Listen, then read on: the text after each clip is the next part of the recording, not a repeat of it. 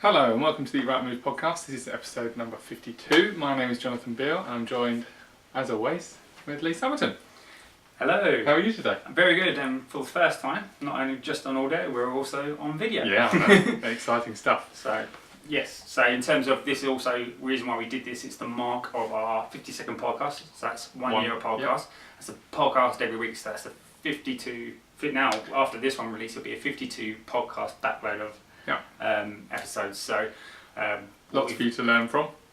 Lots of great information. We thought we'll use this podcast as a kind of a summary podcast to bring it all together for you guys, and just for you guys to really find out what we're talking about, what we're about. This one might go into 2 episodes, just to warn you in advance, because we've got a lot of information to cover. Well, 52 podcasts worth of information. Yeah, exactly. So we'll see how it goes, and hopefully we'll be able to squeeze it all in. We've got a question this week. We're not doing the opinion-based one. Well, we are, but we're going to do it between us two. And that's from Jean, who is basically one of our longest listening people to the podcast. She's basically listened to every single one of them and always helps us with feedback and ways to improve. So this question is a nutrition-based one, and that question is: maize germ oil infused with chili oil, infused with chili, is it any good for you? Well, it's an interesting thing, and kind of in my research, it was kind of nice to delve into this. So, kind of with most oils, there's a few things you're looking at. So the first thing we're looking at is it compatible with the cooking. So the bit of extra detail that she gave us is that she was looking to fry some of her fish. So kind of what we're looking for, something that is good at high heat temperatures. Yeah. Normally the standard rule is something that is solid at room temperatures, things like butter, lard, your coconut oil. These normally do well at high heat temperatures. Maize germ oil, it was quite interestingly, also is great at high heat temperatures. So actually cooking with it is actually fine. The issue comes in the quality. Right. And being a maize germ oil, it is actually a vegetable oil. And it is actually a processed vegetable oil, which is most probably why it can withstand the high temperatures. Yeah. But what we know about vegetable oils and very processed vegetable oils, they come with a lot of poor quality fats in there and actually can affect our health. And interestingly enough, speaking to one of my clients, we actually found out that when we broke down when she reacted to food, it was not necessarily the food she was eating, it was actually she associated more when she eats out, and it was the cooking oils that they're using was the common factor across the board in the food she was selecting. So it can be to that event. So it's not something I would say that you would generally want to buy. Focus more, if you're going to go for oils, and think about when you're cooking is the lighter temperatures. You're looking things like olive oil. Some of the nut oils can be quite good unless you've got reaction to nuts. That can be an option as well. Excellent. One extra thing actually is quite interesting is infused oils. Really great because they can add extra flavour, but actually it can it starts the spoiling of oils because it's a foreign contaminant in there. So what I would say, these are good but only short term. So don't look to bulk buy your infused oils. If you're going to want to use them, keep them kind of smaller quantities and don't tend to keep them too long. Excellent. Cool. So, on to the main topic of the podcast today. As we said, we're going to go through each podcast and we're going to kind of take the one big thing from each one that we think can help you kind of the most. So, starting from the very first podcast we ever recorded. That was the introduction to who we are, what Eat Right Move's about. Yeah. We talked about support. Yeah, I think it was kind of highlighting the sport that we do, but I think what it highlights is that the main key thing when anyone's trying to achieve anything, that support is key and crucial. If you're not getting that support out there at home or anywhere, sometimes that when the days are bad and when you don't want to carry on, that's what's going to let you down. Still not have that support network. So that's what we kind of say is trying to get a support structure in place. So. Absolutely. Would you recommend? Initially you want the people who are already around you. So you want to get your family and your friends on board. You want to get your colleagues on board. But ultimately, they're going to only be good for you up to a certain degree. And really, you want some professionals in there too that really do know what they're talking about.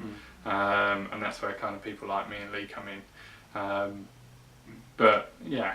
Yeah, I think I think when we talk about us and the professional coming in, it does relate back to that sometimes the support you can get is not quality support. No. So make sure you choose wisely, not choosing the friend that's going to encourage you to try a new fad because it's the latest thing they've done. Or skip training sessions because they're tired and you're not and you're ready to go. So make sure you've got a strong support structure around you.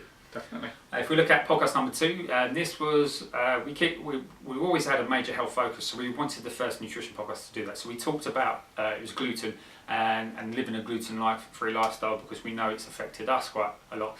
And the kind of the take-home point that we had from there is just definitely making sure that you avoid foods that affect your health. Yes. So gluten is what we consider the main contributor, and it's one of the first ones we take out. But it's a list of foods that are very common. So. Things like nightshades, things like dairy, things like what else? You've got peanuts, legumes, and lentils can aggravate some people. Yeah. Your sugars and your sweeteners. Just processed food in general actually can have a really negative effect. So keep a track of your health. If you've got digestive issues, headaches, brain fog, things like that. Often these are like kind of initial symptoms. Even things like skin conditions. Yeah. And a whole lot of most commonly diagnosed autoimmune conditions out there. If you're not right, there is a trigger in what you, through nutrition or through lifestyle. So try and find out what that is and just remove it. Yeah, absolutely. Yeah. Next one, we talked about training, more specifically resistance-based training, and I believe the take-home message there was. Well, it was along the lines of we were talking about what the best forms of training is, and we said everyone's first focus when it comes to exercise should be resistance-based. Yes, definitely. We have obviously, over the last year we've done a lot of growing ourselves, and a lot of what we've kind of recorded and talked about. We may have changed opinions here, there, and everywhere. Resistance training is definitely, one of the quickest way and easiest ways to change your shape and increase definition and all of that sort of stuff. But I think as the kind of tips go on, other things will become a bit more clear about kind of training and the way to approach it. But resistance training is definitely kind of number one in terms of really changing your body. Yeah, these are we've done these in podcast order, not kind of in order of what you should follow and you should do. I'd say a great way to use this list of things we're going to go through is kind of pick out things that you're not doing and try and implement one a week. So this is a great introduction resource that we're putting together here. Moving on, so back to our nutrition podcast. So the first of the big macronutrients we talked about was fat and the importance of getting fat in your diet. Fat phobia, massive. Yeah, huge. A lot of people we're trying to talk to, the first thing we noticed that fat-free versions of all this are constantly in their diet. One of the first things people will say to you, well, I eat everything fat-free or reduced fat, or don't. No, make sure you get it in. Vital, again, not only are our cells making of it, it's one of our best sources of energy we can have. It's key in most of our hormones and kind of in just general day-to-day functioning. So great sources of fat, so great. So we've mentioned already the cooking oils in the initial questions. So any healthy fat we mentioned there should be in. Avocados, olives, most protein animal-based sources will come with a decent fat if they're quality sources as well. Especially your fishes, your oily fish like mackerel and salmon and stuff like that. Fantastic. Like that. And then also, if you can tolerate it, dairy can be a great source of fat that you can include in your diet. Not as regularly as the others, but you can include. So something to look into. So definitely, number one, make sure, again, especially vegetarians as well, making sure you're getting your fats in regularly. Yeah, definitely. Cool. Next tip, goals. Again, training related. One of the things that we always ask is, what is your goal? And how do you use that to kind of tailor your training? Mm-hmm. I think a lot of people will train because they either think it's right or they just get into it. Yeah. So often they don't think about what's out there. So the bog standard is cardiovascular training. So people think, I need to lose weight, I need to run. Yeah. Or go to the gym on getting every single machine that they've got for 20 minutes. Because these machines are designed purely to do that one job. Obviously, it's not guaranteed. So you need to really think about what you want to achieve. So if you have a performance-related goal, you should be doing the thing you're trying to perform better at. Yes, but if you've got a weight loss goal, what we know is resistance training should be top of that tree. If you've got an injury, rehab should be your main focus. And if you're stressed, maybe exercise should not be a focus. Absolutely, yeah. In fact, one of your Facebook posts the other day was you stressed? Stop it. And then all of my clients came to me and said, I'm stressed, I don't need to train. So thanks for that, Lee. No, but it's the interesting thing. So you're stressed, and typical 100% full out intensity training, which is good for you, is not recommended. No. To go to the gym and do a recovery session or a mobility session or a technique session can still be just as beneficial, but you're just not going to put your body under any more stress. Absolutely. So it's the type of training you do when you're stressed, not the training itself. Yes. Again, another one, podcast number 5, so we just skipped a couple out there, is sleep. Is the most important thing. So if we were to say the first thing you're going to start to do in any change is if your sleep's not dialed in, you don't change anything else. No. You got to make sure you're getting quantity and quality. Yes. Sleep, I must admit, one of the things I realised very early on was that sleep was kind of the main issue I was facing with kind of reaching some of my goals. And ever since then I've turned into a bit of a sleep monster. And well, you know my FOMO, so my fear of missing out. I'm not a big fan of sleep. No, just generally, it took you a while to get over that. But even now, I see the benefits of, and it kind of my start and end of the day all tailored around getting quality sleep. So that's definitely a benefit. And then podcast number 6 after that is protein with every meal. So that's always number 2 on the thing. And it's normally I'd say it's one of the things I look at kind of first with clients is where their protein is at. Yeah. Definitely, because actually protein can be one of the big stumbling blocks in terms of things like fat loss. Because what people don't realise is that every cell in your body requires a certain amount of protein to exist. And if you're not getting a high enough protein and kind of turnover, then your body can't function optimally, and it won't function optimally. The same rule applies to fat, but protein specifically is one of the problem areas. I find the interesting thing about protein is that it's one of the main macronutrients whereby we can actually put a requirement to it that everybody universally agrees across the board. So it's per kilo per body weight, so it's specifically tailored to any individual, and it covers normal day-to-day functioning, and it will take into account your goal and activity style. And at carbohydrates and fat, there's lots of hearsay with how much is right, how much is this, but protein's the one where it's kind of a static constant in there. Yeah, it's never really been demonised, which is good. No. I mean, you do get the odd person who turns around and says that, super high protein intake can cause all sorts of kidney and renal related problems, but actually, we know for a fact that long term there really aren't very many effects. If you do already suffer with kidney based problems, then a high protein diet, super high protein diet probably isn't that good for you. But otherwise, I think we're lucky protein's been left alone really, because it is so key. Yeah. So we got that.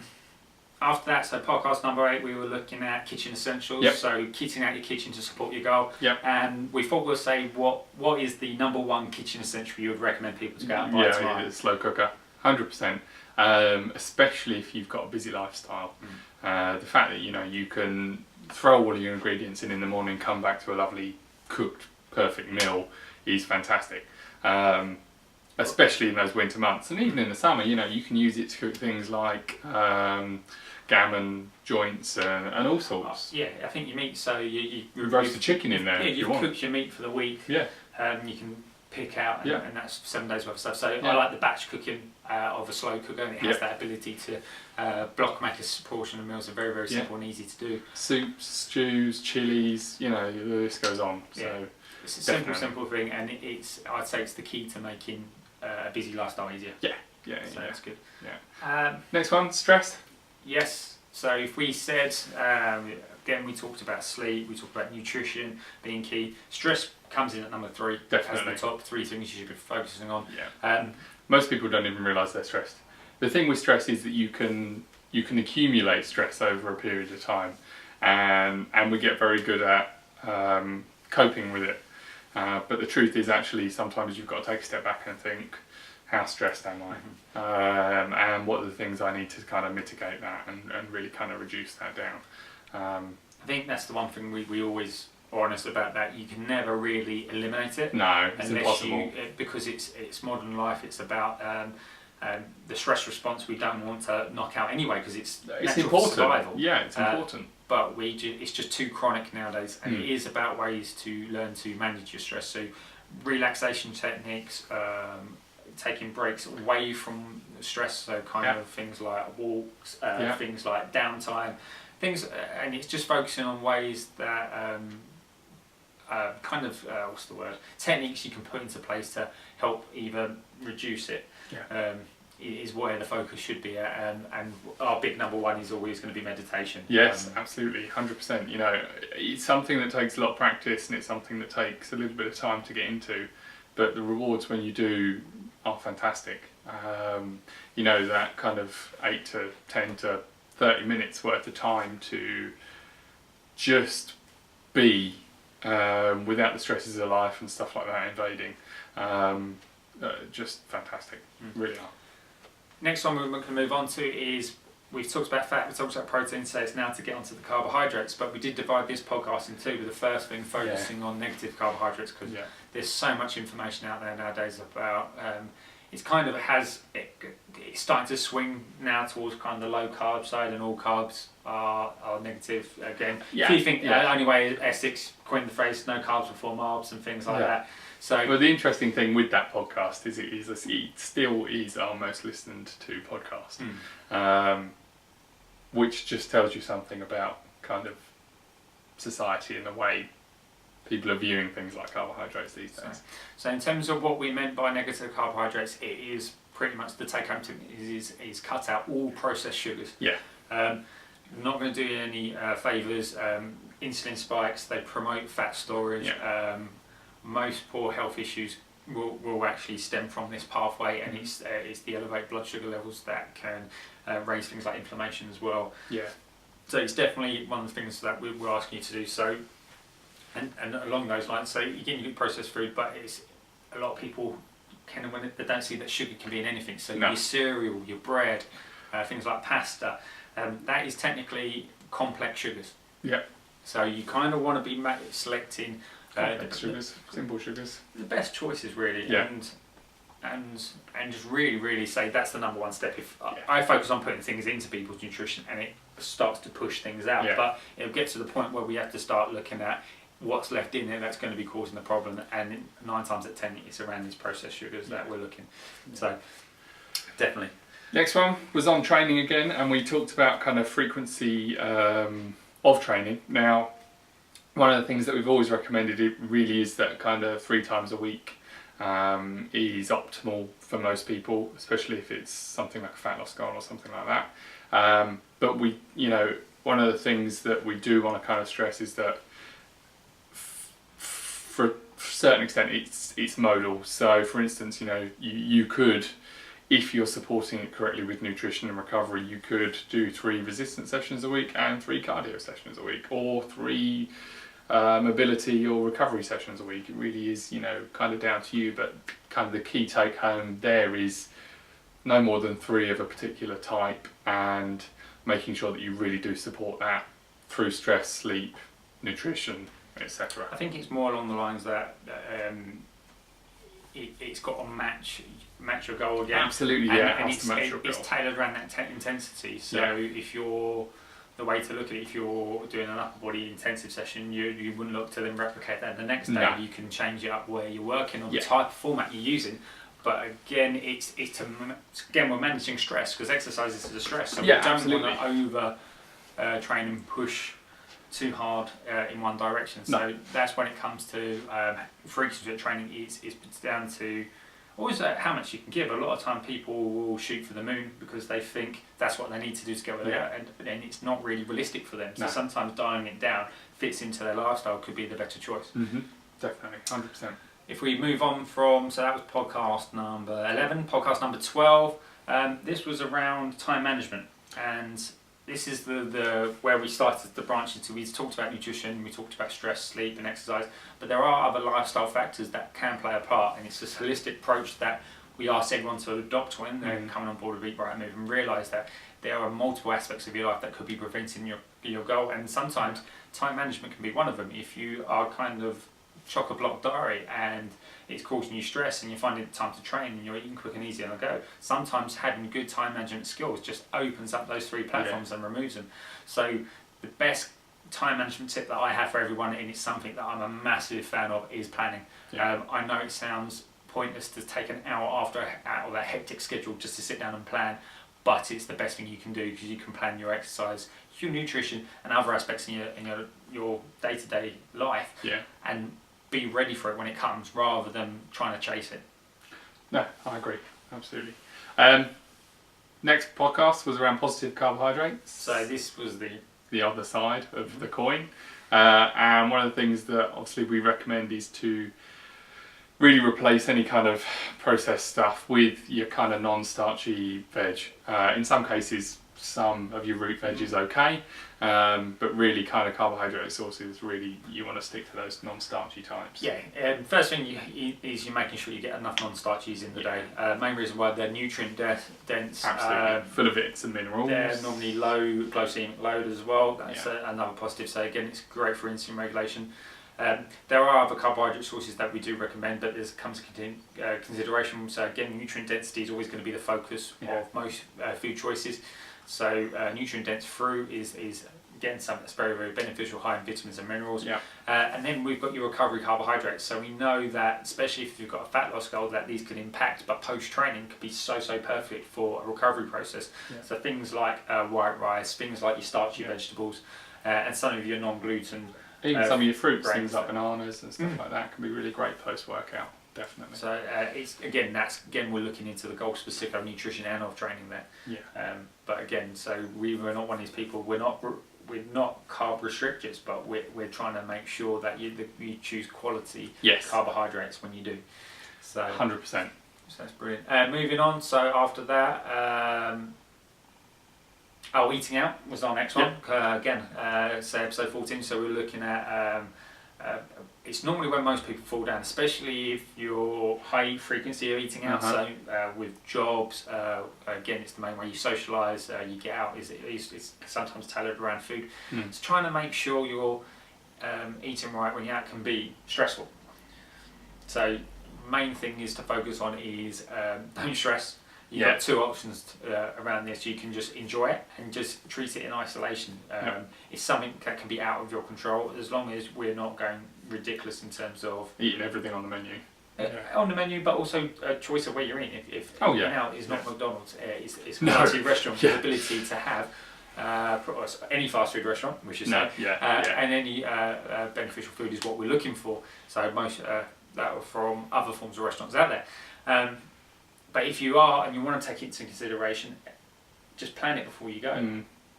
I think that's what we found from it is a kind of researching the restaurant. If you've got health concerns, calling up ahead of time, see if they can cater for you and things like that. Is something you can look into to actually sort of help support and benefit your eating out experience going forward. But posture was our next one. And it was very difficult to take out one real kind of take-home message from this. And I think for me, it really is the idea of kind of standing correctly. A lot of the time, people stand very poorly. They won't have their glutes or their bottom activated. They won't have correct posture. Shoulders won't be back. All of that sort of stuff.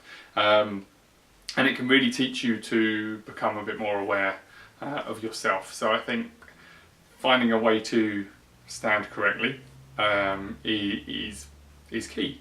And it's very simple to do that. Really, just standing when you stand, make sure your weight is equally distributed, make sure your glutes are switched on, make sure your core is fired up, make sure your shoulders are back and down. Really straightforward stuff. Next thing we were looking at, we had the old debate, quantity versus quality. So again, calorie restriction being a massive part of most weight loss advice in the industry at the moment. But what we are believers of that is the reverse of that, is that quantity shouldn't be the issue. We should be focusing purely on quality. We love to use the word nutrient density, and again, in similar circles, a lot of people use it. So it's making sure the choices you make are of quality nutrient dense, high in micronutrients, so your vitamins, your minerals, and also the kind of real quality sources of food as well. So again, I would say you buy best as quality as you can, but quality is where it is, and it can bleed into most things. So often, with training, we always venture down the quantity route before the quality route sometimes. and it's trying to make sure we get that balance in what we eat, but really focusing more on the quality. Yeah, definitely. Well, our next podcast was it was on an overcoming challenges style thing, and one of the things people highlighted was that they get bored easily of both food and exercise. Now, we're a big believer in making these things fun. You know, trying new things, getting involved with other people, really just to inject as much fun into the whole process as possible, because if you're not enjoying it, you're not going to do it. We know that, you know, we won't do it unless we enjoy it.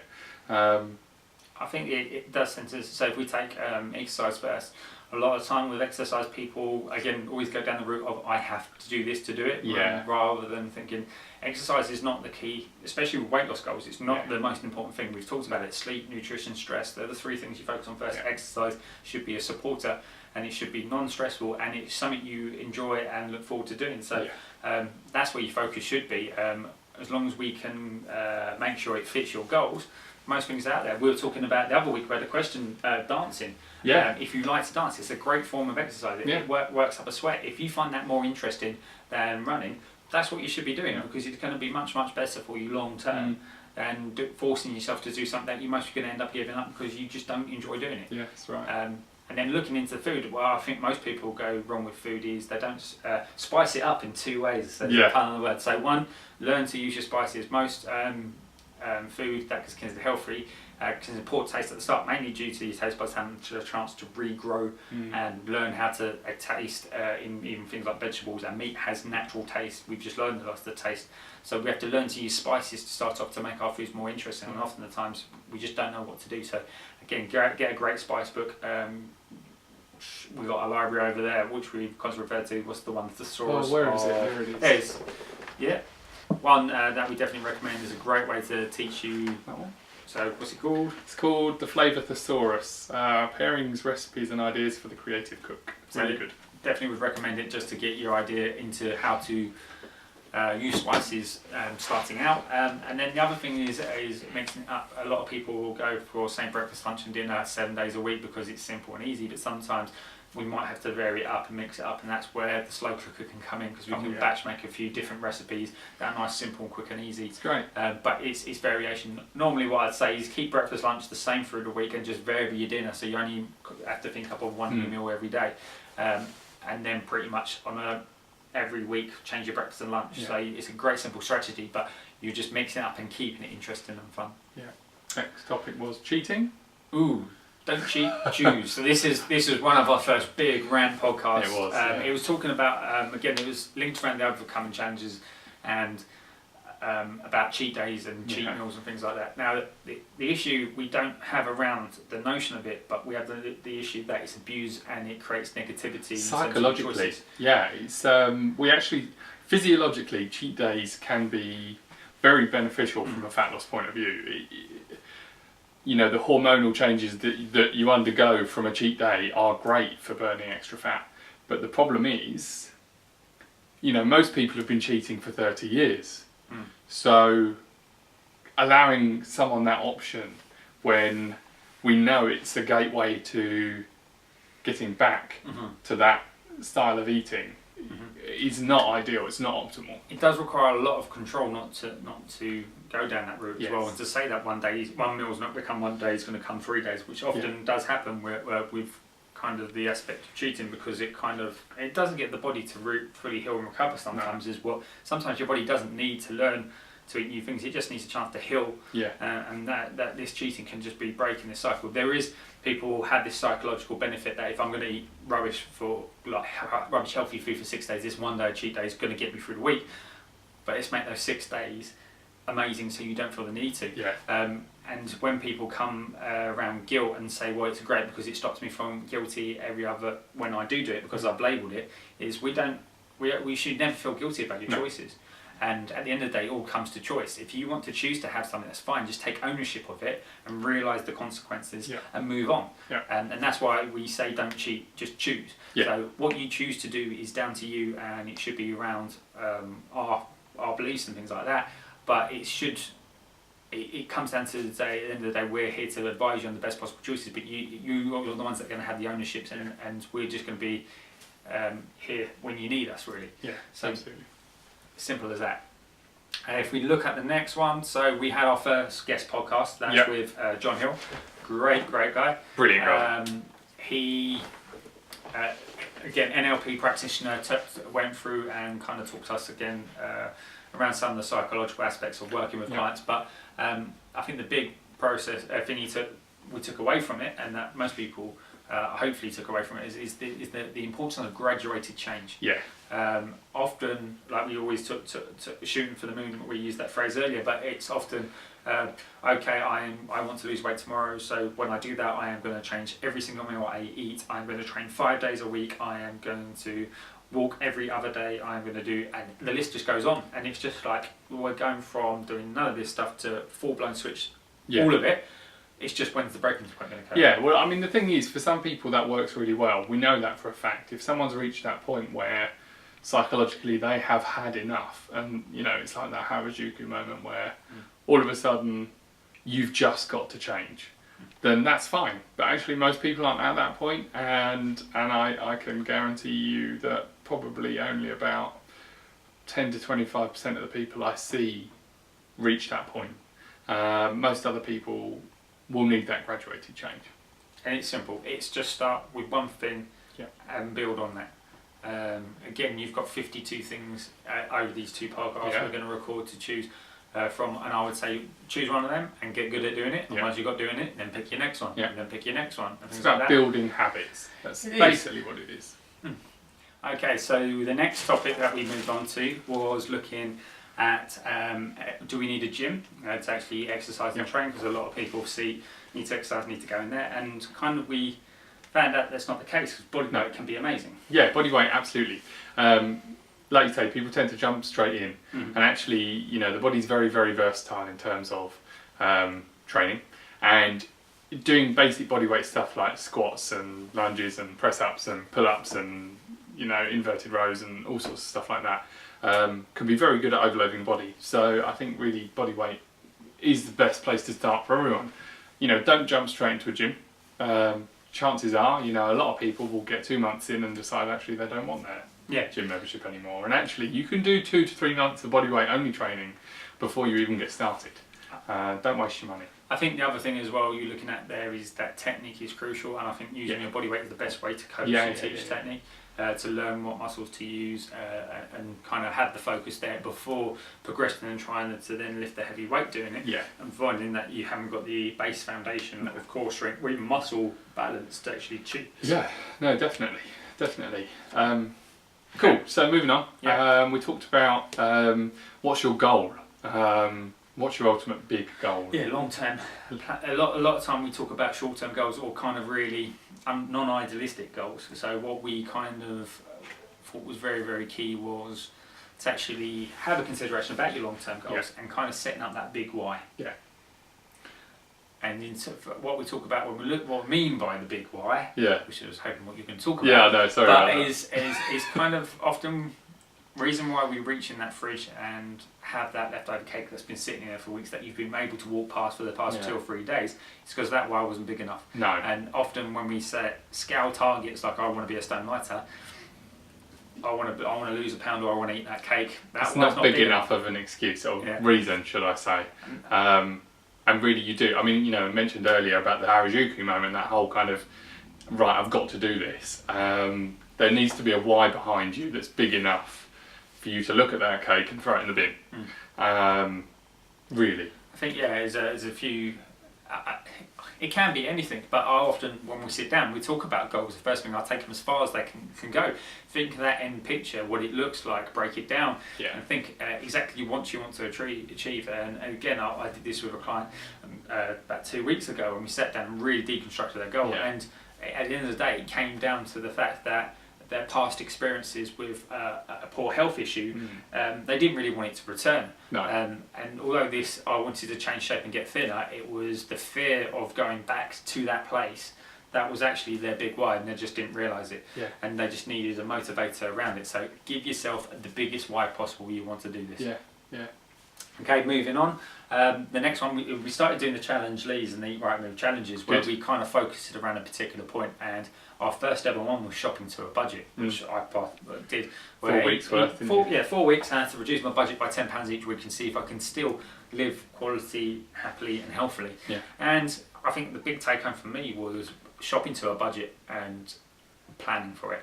If you know you've only got X amount to spend, you can pretty much control your spending when that's all you've got. What did you start off at? Something like 60 quid or something? I think it was 50 quid, because I think 50, 40, 30, 20. Yeah. No, 55, 45, 35, 25 was my last week shopping. Yeah, and he did it. And I did it. There's a lot of swaps, deals, offers, bulk buying, planning that went into that extreme, but it showed you... And that's shopping for one as well. See, the thing is, there's often savings to be had shopping for two.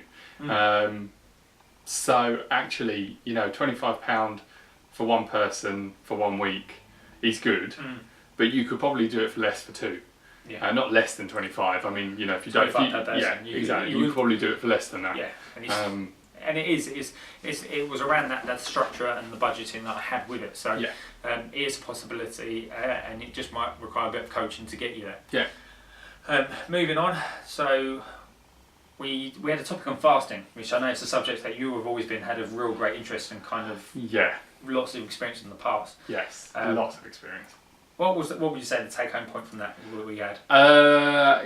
If you are already in a fairly good state, fairly good, not shape necessarily, but if you're healthy and you've tried basically everything else, then fasting could be good for you. But it is an advanced technique. It's not recommended for everyone. Personally, I think psychologically it can create some problems. I think that it could potentially be, controversially, a gateway to eating disorders. I think the interesting thing for me is, again, we're looking into just advanced protocols instead, and normally most people go there. So calorie restriction is an advanced protocol, and you can get benefits out of it. It's shown there's lots of diets based around it, and there is something you could use going forward if you want to amp up your success, but you have to be very careful with it and cyclic with it and learn how to use it to the best possibility. But it is an advanced protocol. What you should be focusing first is on the basics, and that's what we kind of highlighted in the rest of the podcast. So if you're not consuming quality food products, if you're not getting protein in your diet, not getting healthy fats, if you've not had the certain types of processed sugars out of your day-to-day eating, then why are you focusing on fasting restriction calories? If you've done all that and we're getting to a point where we're seeing plateau and we want to see a boost and enhancement because we know stress and sleep and lifestyle is perfectly managed as well, then a fasting protocol isn't going to hurt. No, because that's the thing. Fasting is stress. You're basically adding stress to the body. That's the way, or one of the key ways that fasting actually works, because it upregulates certain hormones and stuff like that. But it does it by putting stress on the body. So just think about that before you do it. Okay. Next one was relaxation. Yeah, I say the biggest take home is make sure you're set. Make sure you relax. Yeah. Basically. Yeah, but I say set aside 10 minutes every day for relaxation. Yeah. It can be anything. Again, we talk some people that could be in the form of meditation, but it doesn't necessarily have to be that. If you enjoy doing something like reading, set aside 10 minutes every evening or every morning where you're going to just read for your pure enjoyment, your detachment from everything else. And whatever that is, enjoy it and do it. Again, a lot of the times we get, again, especially in the health industry, if you go to one extreme, that the electronic world is a negative. Yeah. But we know that for us two, we're big fans of the electronic world, definitely. and we can find benefit into that. And as long as we have that 10 minutes a day, it just allows us to push on and keep doing the other things we're doing. So 10 minutes is not a lot. Not a lot, and it can pay its rewards. Yeah. Okay.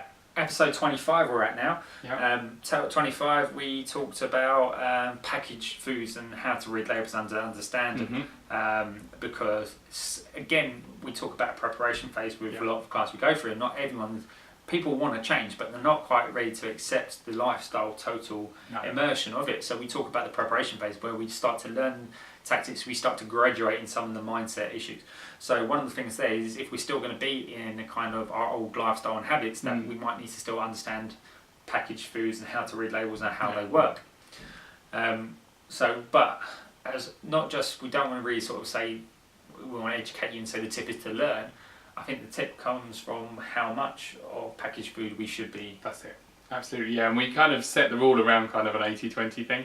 80% of your food, you know, bar meat, shouldn't have packaging.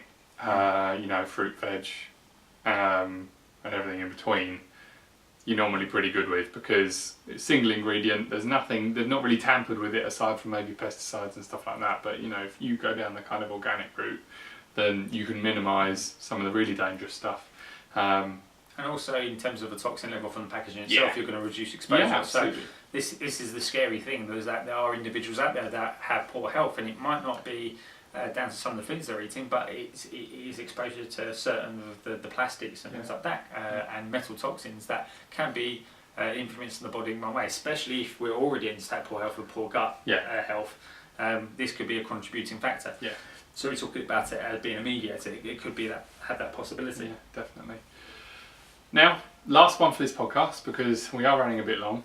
What we actually did was to kind of mark 6 months. We went back to one of our very first topics, and that was gluten. Lee had just recently been on Doctor.com, Dr. O'Brien's course.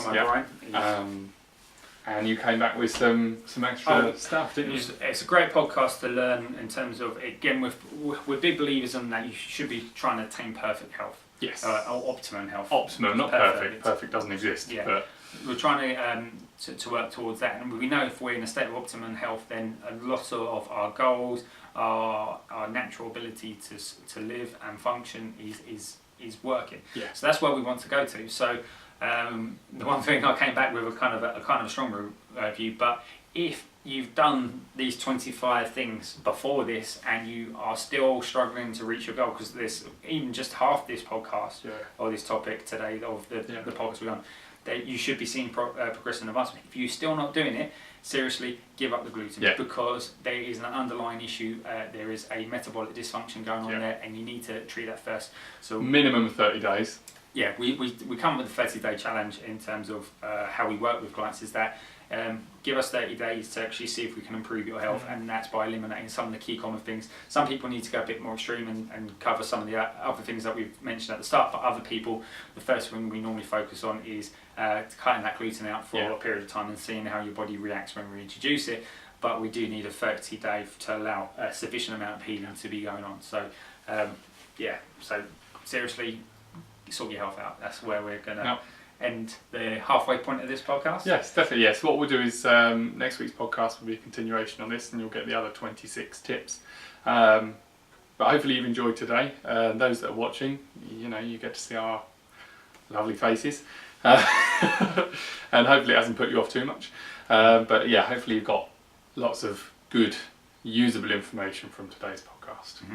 Yeah, and we'll finish the 52 and maybe give you a bit of tips how to implement this on next week's podcast. Again, like we say, we do the podcast. We've got Eat Right and Move TV, which is some great posts on there already for you to follow. But it's all about, we like to get as much information as we can out for you guys. So remember, we've got the website, which is www.eatrightandmove.co.uk. Facebook, Twitter, Instagram, Pinterest. Just search for Eat Right and Move. We're quite easy to find on there. You can even Google Eat Right and Move, and a few of those will come up. So, and if you kind of want a bit more direct content, the best way to do it is on the podcast notes. We've got a direct subscription link to our the Eat Right and Move newsletter, which we send out with great information of recipes, exercises, and kind of some of the up to date going on at Eat Right and Move, and some of the best of our research that we found out at the moment. So guys, it's a great resource to sign up today, really. Yeah, okay. Do it. Alright, so until next week, guys, remember to eat right and keep moving. Excellent. See you later, guys.